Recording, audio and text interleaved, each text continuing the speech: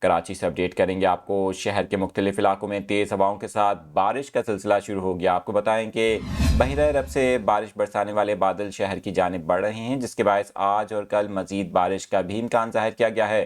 کراچی کے علاقے کلفٹن، چندی گڑھ road, garden, North Nazimabad, Gulshan Iqbal, Gulistan Jauhar, Orangi Town, Federal B Area, Water Pump, Ayesha Manzil, Landhi, Korangi اور لیاری کے علاوہ ملیر ہالٹ میں بھی تیز بارش کے ساتھ گرج چمک بھی ہوئی۔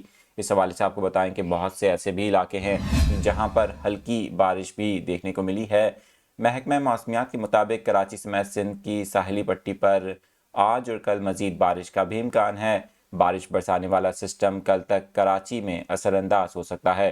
محکمہ موسمیات کے مطابق ٹھٹھہ، بدین، حیدرآباد میں بھی آئندہ چند گھنٹوں میں بارش کا امکان ہے۔ دوسری جانب تربت، کچھ اور آوران کے ساتھ ساتھ گوادر سمیت بلوچستان کے ساحلی علاقوں میں طوفانی بارش اور ژالہ باری ہوئی ہے۔ آوران میں ژالہ باری کے باعث کئی افراد زخمی ہو گئے۔ اولے پڑنے سے باغات اور فصلوں کو شدید نقصان پہنچا ہے۔ بارخان، رکھنی اور اس کے گرد و نواح میں بھی شدید ژالہ باری ہوئی ہے۔